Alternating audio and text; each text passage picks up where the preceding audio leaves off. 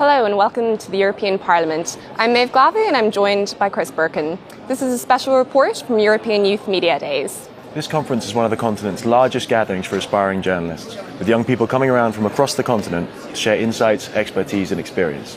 Our reporter Thomas Pikelner is on the scene to tell us more. 111 young journalists has gathered here in the European Parliament to attend the European Youth Media Days. This year's topic is the Euro crisis, and the youth of Europe has been affected differently by it. I think it's really bad because we can't work on, making our dreams to come true because we need to fight for life sometimes. There are really poor families. Well, actually, it hasn't affected the youth in my country so much. I'm from Germany, and people in Germany don't seem to even notice that there's a crisis going on, especially compared to other countries like Spain or like Greece. The EU has a big challenge trying to solve the crisis. To reach out to the citizens, they need the media to inform about the EU. That's one reason why the European Parliament, together with the European Youth Press, are organizing this event for the 6th year in a row. I'm gaining a lot of energy when I see that discussions are interesting, that people are asking good questions. And when people at the end in the evaluation form say that they learned something and it was worth their trip to Brussels. Journalists between 19 to 30 from EU member countries, the Balkans and even Brazil are going through 3 days of workshops and political discussions. And the European Youth Press, who has been working with this voluntarily, are certain that this event is important. Young European journalists get to meet really great speakers and get an insight into Brussels and into Brussels journalism, which they couldn't otherwise. What do you think this could lead to? More coverage on Europe, better coverage on Europe, better young European media landscape. The ripples of the Eurozone crisis have been felt far from the financial centres of the continent. As the spectre of extremism again emerges on Europe's fringes, the EU, which had hoped to banish the far right forever, is working to examine what's going wrong. At the European Youth Media Days, the focus is on how journalists have misreported, failed to foresee, or are struggling to portray the seriousness of the crisis. Our reporter is at the scene. Top academics, executives and journalists have come together to discuss how the industry has dealt with the crisis, whether it's pushing hard enough to bring images and explanations to people's attention, and whether it could have done more to hold Europe's profligate governments and banks to account. I certainly think that some populist media, both in Greece and in Germany, have contributed to the animosity and the kind of proliferation of this theoretical stand-up, really, because I don't think the majority of the Germans or the majority of Greeks have ill feelings towards each other whatsoever.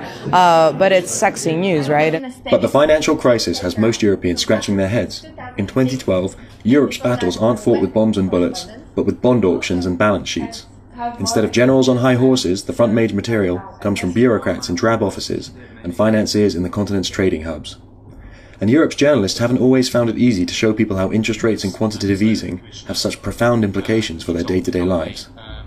You could have been more reflective, but again it's an indication that politicians weren't about how to get out of the banking crisis, and can you really get out of the banking crisis without defaulting on debt. The theme of today's gathering was Divided We Stand. If there's one thing the panel could all agree on today, it's that with Europe facing a complex crisis strangling growth, jobs and livelihood around the continent, and indeed giving rise to extremism and xenophobia in some quarters, the media has a unique responsibility and a unique role to play in helping people understand what's happening to their communities, to their families, and indeed to their countries as a whole. This is Chris Birkin reporting from the European Parliament. The euro crisis has affected not only Europe, but the whole world. Now we'll show you how it all started and some of the policies governments have been using. One thing is clear: the youth is the generation who will pay for the crisis. The global economy has experienced slow growth since the 2008 US financial crisis. As a consequence, it made high budget deficits difficult to sustain for many indebted countries in Europe. When debt rises, investors respond by demanding higher interest rates on bonds. Due to globalization, the financial system is interconnected. Hence, the debt crisis has been a problem for all of Europe. Ireland, Greece, Portugal, and Spain needed a series of bailouts by the European Union and European Central Bank. The economic situation meant these countries had to abide by strict austerity measures, higher taxes, and lower spending, which has had severe consequences on its citizens. The primary course of action so far have been a combination of bailouts and austerity measures for Europe's troubled economies, but with a price to its citizens. There are different austerity measures in different countries, and some seem to be working more successfully than others. Initially, when the euro crisis developed, there was a lot of pressure on many countries to cut their budgets. But as time has gone on, it's become clear that indiscriminate cutting has actually stifled growth. It's been detrimental on everyone, and particularly for the younger generation, though, because they're the ones just coming into the market, and they're finding that it's just so much more difficult to get jobs than the previous generations did. Once you get the pillars of the economy righted again, then you can start thinking about reaching out to youth with specific measures. Austerity refers to a policy of reducing debt by lowering spending via a reduction in the amount of benefits and public services provided. On the other side of the spectrum, according to the economist John Maynard Keynes, during times of recession, governments should respond by putting money into the economy in order to stimulate growth and create jobs. He believed that governments then can tax later after an economic recovery. The push towards austerity has led to public protests in Greece and in Spain, and in the removal of party in power in both Italy and Portugal. On a national level, the crisis has led to tension between Germany and Greece. Taxpayers in countries such as Germany hesitate to use their money to fund what is seen as the profligacy of Greece and the other troubled European economies. The impact of the euro crisis has led to high youth unemployment. Persistent unemployment carries very high social and economic costs and threatens the fabric of our societies. One group particularly feeling the strain of the downturn is Europe's young people. But is it possible to slow down the rate of youth unemployment? One scheme that's been trialled is a scheme of youth guarantees. Our reporters Svetlana and Andrea are going to tell us more about it. It's not secret that unemployment has become the main problem among young Europeans. More than 5.5 million young people are looking for a job in Europe, and in countries like Spain and Greece, the youth unemployment rate has passed 50%. Adam and his friends graduated some months ago, and they immediately face a job market where opportunities were limited. For example, I have 20 really close friends that did journalism with me, and there's just one beside me that has a job, an actual job. All the rest are either not working at all, either working in something else like waiters or whatever, or working not getting paid. But there is a range of solutions designed to drive down the unemployment rate. Youth guarantees is one of them. This policy aims to increase employability of young people, helping them easily get into the labor market. How? By providing a system of training, measures to improve skills, and making young people attractive to employers. The organization Youth Forum considers this policy to be a real remedy to Europe's social problems. It's revolutionary in a way because it's not the young people going to the centers, but are the centers that are looking for the young people, and the young people knows that if in 4 months they don't find anything, then they will get support in order to find an opportunity for their career. The implementation of youth guarantees is one factor behind the low rate of joblessness among young people in Finland and Denmark. Coming back to Adam, he succeeded in his job hunt only after having a long period of internships and training. I worked as a TV producer for MediaPro, a Spanish broadcasting company, for 2 months. And now I've just started working as a communication assistant in a think tank, the European Food Information Council. Last Friday, the Nobel Peace Prize was awarded to the European Union, causing a storm of controversy around the world. There was also a widely varied reaction from the national media in the member states of the European Union. Our correspondent has been talking to the European public to get their reactions.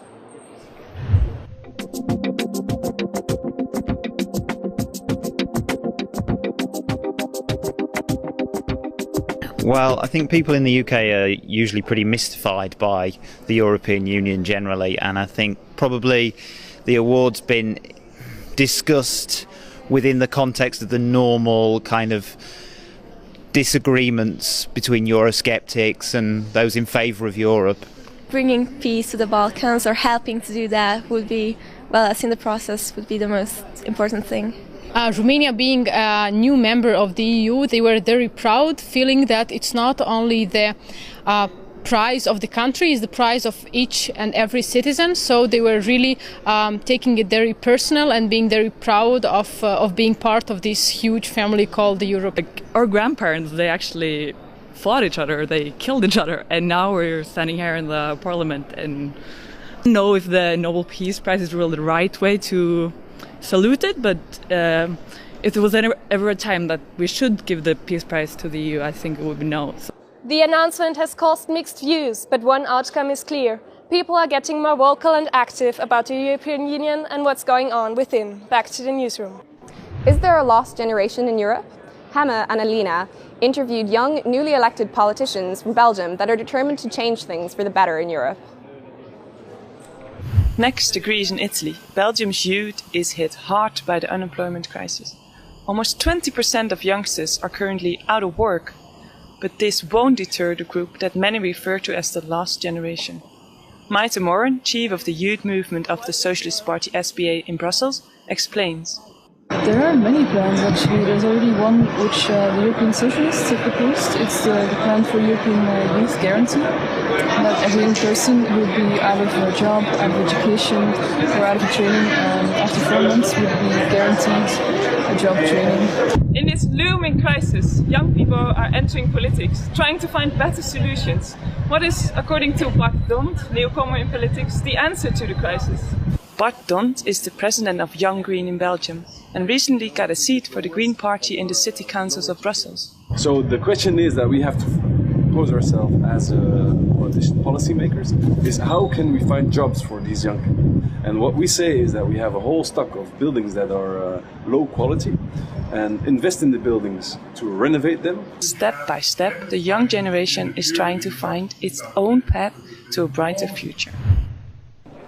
Crisis has changed the journalistic world. Young journalists are now struggling harder than ever to find work. Freelance or changing countries is sometimes the only option. In Greece, more and more journalists now lose their jobs due to the recession. More and more young journalists like me select to migrate and live abroad, like here in Brussels, and the situation is getting worse and worse. As in Greece, the journalists from all over Europe are struggling for work.